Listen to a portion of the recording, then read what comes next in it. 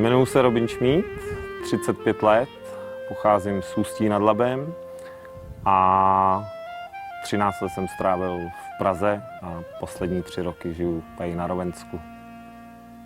Volám sa Nataša Dekanová, mám 33 rokov, pochádzam zo Slovenska, z Trnavy. Na vysokú školu som chodila do Bratislavy, po výške som šla do Prahy. Tam som pracovala asi 8 rokov. Potom ma to prestalo baviť a rozhodla som sa, že chcem zmeniť svoj život a odtedy žijem s Robinkom na Rovensku. Rovensko je malá dedinka na hrebeňoch predhoria Karpát, ktorá sa nachádza v oblasti zvanej Banát v južnom Rumunsku. Je to miesto, kde už vyše 200 rokov žijú v 6 izolovaných dedinách Češi. Tieto dediny dnes pomaly zanikajú. Rovensko je z nich najmalebnejšia a zároveň najrýchlejšie upadajúca. Momentálne má už iba necelých 70 obyvateľov, z ktorých väčšina má na 60 rokov. Mladí už dávno odišli za prácou do Čech, preto dedinka postupne vymiera. Jak se to stalo, že jste se ocitli zrovna tady?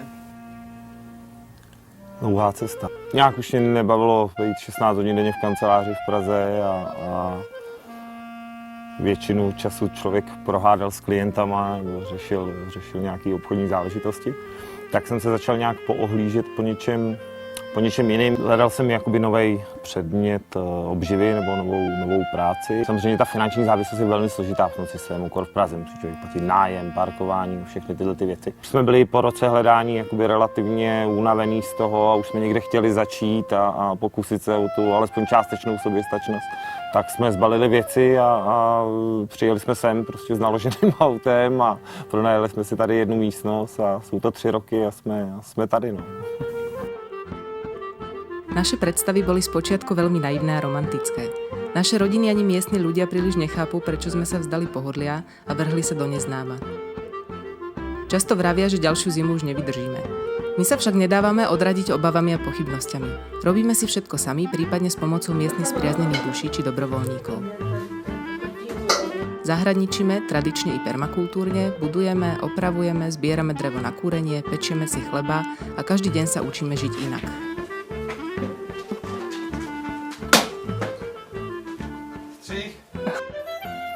Takmer všetko, čo sme v Čechách mali, sme predali a rozdali a zo získaných prostriedkov sme kúpili pozemok na tomto magickom mieste, ktoré voláme Salaška. Je 2 kilometre za dedinou, ohraničené lesmi a pasienkami. Keď sme sa tu poprvýkrát ocitli, hneď sme vedeli, že toto je náš vysnený domov. Je tu úžasná atmosféra a dokonalá samota. Človek sa tu vedome stáva súčasťou okolitej prírody a splýva s ňou. Strávili sme tu rok v karavane, ktorý bol zatiaľ najkrajším rokom nášho života. Tu by sme si jedného dňa radi postavili malý domček.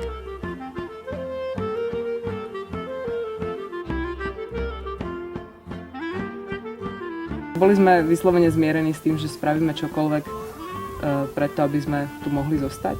Tak se stal zázrak. Univerzum, vesmír nám pomohl. Stal se zázrak. Něco jsem dělal na Salaši, na naší zahradě a viděl jsem v trávě něco, co vypadalo jako, nebo já jsem to v tu dobu hodnotil, že je to želví krunýř. A kouknul jsem se blíž a vypadalo to jako sice velmi zajímavá, ale ohodnotil jsem to, že je to kůra od stromu a nechal jsem to ležet.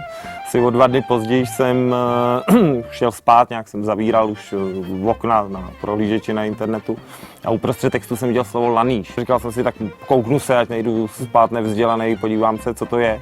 No a dal jsem to do Google a na obrázku mi vyjelo ta kůra nebo ten želví krunýř, co jsem viděl na Salaši a zjistil jsem, že to je laníš. Začal jsem se o to zajímat, zjistil jsem, že rumunské je vyhlášený laníž. Začali jsme teda se živit sběrem a prodejem lanížů. Laníž je houba, speciální houba, která roste 5 až třeba 1,5 m pod zemí. Vyznačuje se specifickým velmi silným aromá. Jsou to houby, které rostou v symbioze s kořeny určitých stromů. Hledají se pomocí pomocníků ze zvířecí říše. Původně to byly prasata. My jsme se rozhodli pro tu druhou variantu a to je pomocník ve formě pejska.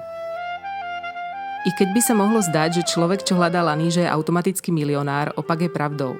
Laníže rastú len pár mesiacov v roku, ich hľadanie je extrémne fyzicky i finančne náročné. Výkupné ceny sú veľmi nízke a najvyšší výnos ako obvykle zhrabne priekupník. Preto veľkovýkupcom nepredávame a naše laníže si spracovávame a predávame sami. Vyrábame z nich výrobky pre priame a jednoduché použitie v kuchyni, napríklad lanížové plátky v panenskovom olivovom oleji, lahodné cibulové čatny s lanížom, lanížovú soľ, alebo ich zavárame v celku. Nepoužívame umelé arómy, ako je to u lanížových produktov obvyklé, ani žiadne chemické konzervanty. Za týmto účelom sme kúpili jednu z opustených chalúb v dedine, ktorú momentálne svojpomocne rekonštruujeme. Úžasným vedľajším efektom bude, že táto manufaktúrka má potenciál uživiť nielen nás, ale prípadne i ďalších mladých, ktorí by sa sem chceli prisťahovať a tým nielen zabrániť vymretiu českej komunity v Rumunsku, ale hlavne pomôcť nám tu vytvoriť priestor, kde sa žije v úcte k prírode a k človeku ako jeho nedielnej súčasti. Na tento projekt potrebujeme však vašu finančnú pomoc.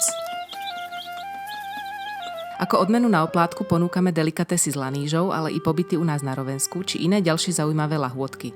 Určite si vyberiete. Z celého srdca vám ďakujeme za podporu a ak sa niekedy prídete potúlať do prekrásneho Banátu, zastavte sa. Radi vás uvidíme. To jsou nejšťastnější slepice z celého Banátu, protože žijou u vegetariánů.